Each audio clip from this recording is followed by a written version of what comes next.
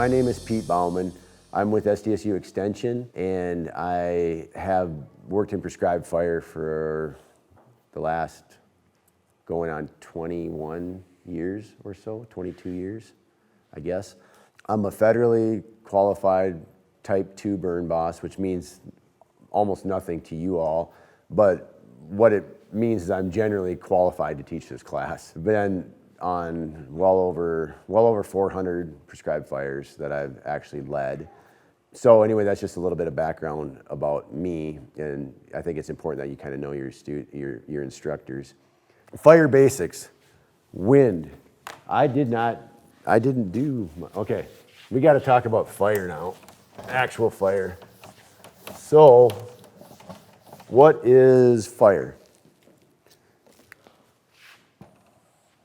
I'm going to mimic what we call the fire triangle. And if we do this correctly, we should create fire. We need three things. One of those things is represented by red, and this will make sense when I'm done. One of those things is represented kind of by blue, and the other I'm going to represent by green. Okay, so students, not instructors, help me fill in this in. What do we need for a fire to occur? What are the three primary, this goes back to this is fun because it goes back to 5th grade. So it's very simple, but we tend to make things more complex than we should. What does it take for something to burn? Fuel, correct. We need fuel. We need something to burn. What else does it take? Oxygen. And what's the third thing? Represented by the red color. A match or spark, ignition. We need heat. We need something that's going to create that combustion, that reaction to begin, right? Okay, so in a wildfire setting, we don't have much control over this on the front end. So when we're trying to control fire, take any one of these things away, and we essentially have a extinguished fire, okay? In a controlled burn setting, prescribed fire, we control these things on the front end. We think about these things on the front end. We think about, well, how much fuel am I going to have to accomplish my objective? Heat is kind of irrelevant. That's just dropping the match. But oxygen matters. So go to the screen now. What's going on with wind-driven fire? Why does a fire get bigger with the wind? It's feeding it more oxygen, right? Buffalo grass burns into the wind. Do you think that has anything to do with the buffalo grass, or does that have everything to do with how you lit the fire? Just think about that question, okay? I love it. Buffalo grass burns into the wind. That's cool. So oxygen, right? But what else is going on here? When you look at our fire triangle, what else is happening? All three of these components are represented here with the fire behavior. Not only are we feeding it more oxygen, because the wind is blowing, we're feeding it more fuel, right? Faster fuel. And because of that reaction, more heat, more ignition, and it's all working together to make that fire move faster. Does that make sense? That is the essential components of why a head fire is a head fire. And this is what it looks like on the ground. Obviously, this is not buffalo grass because it's burning with the wind. Makes sense to everyone? That's a head fire. Conversely, now this is a backing fire. It's burning into the wind. Is that essentially what you were trying to tell me? Kind of, yeah. Like the wind is blowing from left to right in this picture, but the fire is going from right to left. Right. Is that what you're trying to represent? That has nothing to do with it being buffalo grass, and has everything to do with where the fire occurred and is lit. Okay? So what you observed is probably limited experience, but that was your observation. I mean, so you observed a backing fire, okay? A fire that goes into the wind. Now, so Amber, as long as I'm picking on you, I might as well keep doing it, and then I'll let you off the hook. So tell me now what the same Tell me with this observation, what's going on with our fire triangle? Okay, so this wind is blowing from left to right. So tell me about the oxygen, more or less. The oxygen's the same. The wind's still blowing oxygen onto the fire versus like if there was no wind at all, okay? There's more oxygen being fed to the fire, okay? But our heat and our fuel availability has been reduced. The heat now is blowing away from the fuel, so that heat energy is being wasted out here because there's nothing left to burn because the fuel has been taken away. So the only way it gets more fuel is it's got to work its way against the physical effect of the wind. So there's the chemical effect, right? The oxygen that it's feeding it is happening, but then there's this physical effect where it's pushing our heat or our ignition away from the fuel, which makes it go faster or slower? Slower, right. So this is where we get into burn technique. This is why we utilize head fires and backing fires at different points in a prescribed fire, which again, we're going to continually build into all of this.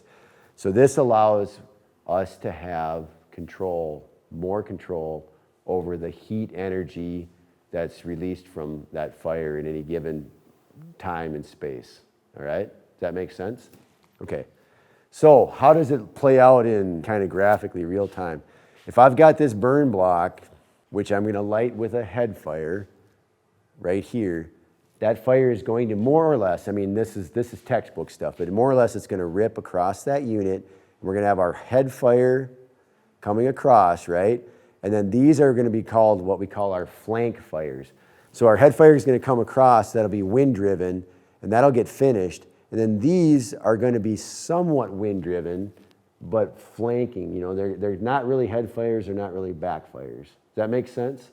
Because the wind is blowing this way, and so it's feeding more oxygen and stuff, but you know, it's kind of neutral on the fuel and the heat, so on those flanks. Now, how it plays out with the way we typically burn a fire unit for safety, I mean, there's a lot of different ways to skin that cat, but typically, and what we're going to show you today is the safest, most effective balance of all objectives for how you should probably approach your prescribed fire. And so now if the wind is blowing from the north, which is our yellow arrow, we're going to light the south side of the fire first, okay? And we're going to let that fire back into the wind, okay? So it's obviously buffalo grass, right? No, just kidding. We're going to let the fire back into the wind until we achieve enough security here that we can then start working our way up the sides or purposely lighting those flanks, okay? And when we're comfortable with the amount of black that we built, because in the beauty of grasslands or the beauty of well-managed fire is that once it burns, it's not going to burn again. It's done. What we're building black area or consuming those fuels to a point where we're safe, and then we can start to move our fire across and purposely light the head fire up here, which would be the wind-driven fire. Okay, does that make sense? And then that'll burn into itself, containing itself within the fire unit. 1, 2, 3, 4. Now there's a lot of sub-techniques that go into this, but this just graphically represents kind of how we ultimately want to think about approaching that fire. Now, this is just a caveat. Sometimes there's a call for doing things just slightly differently. Last night we were able to demonstrate this. When and if a fire is not going to burn very well or is going to burn really, really slow, and you'll hear me say this again and again, in prescribed fire, we want to build security as quickly as possible while always being safe. We want to move our fire along as fast as our conditions and our resources will allow us. Now, why would we want to do that?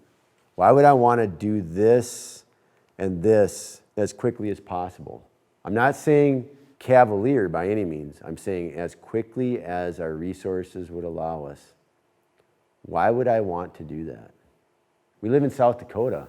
Regardless of how great our forecasts are, they're not perfect, right?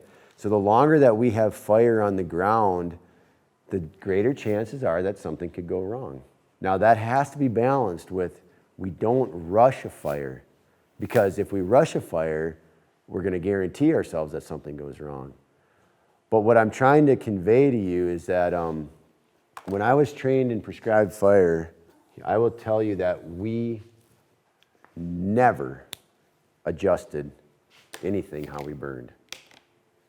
We would take, if it was April and it was hot and dry and nasty, it would be go 10 yards and stop. Go 10 yards and stop. Go 10 yards and stop. And it didn't matter if that unit was 10 acres, 100 acres, or 1,000 acres. It was 10 yards and stop. And it didn't matter if it was April or May. And what happens in April is maybe you do need to go 10 yards and stop because you've got some really, really hot backfire conditions when you're backfiring. So what I'm saying here, I should be a little more clear. This would be like that same south line as I'm showing you on this slide. This number 1, right? That's kind of what I'm trying to show you. With the wind blowing this direction from the north, and then we would never, ever, ever deviate from that plan, okay? So can you imagine the difference in burn unit size and timing? Now, in April, if it was April and it was 10 acres, this is a really good way to do it because you've got small, it's hot, you've probably got to fight that fire, you're backing fire on the line a little bit. You've got to control that burn. Does that make sense to everyone? Am I spelling this out to where it's making sense? Okay, but now let's jump to May and 1,000 acres. First of all, we're in May now. We don't have necessarily the control concerns, all that heat. And can you imagine how long this would take? It would take, you wouldn't even get done in a day. Is what we would literally have to, we would have all this, backing fire, and at some point the weather would change and we'd have to shut it down. And I was like, it's got to be a better way. And the better way is just to burn as to the conditions that allow. And so there is no prescriptive pace or there's no predetermined pace. The pace is dictated by, are we establishing enough security and can we move as fast as possible while we're doing that? So it's not a set thing, it's adaptive management. It's like any sporting event. You're always adjusting to the conditions. And that is kind of the take-home message, is that we can't be so focused on what we said we were going to do. We have to focus on what the land is and the conditions are telling us. And so in this case, that's just kind of an example of that strip fire. And I'm not gonna spend too much time on that.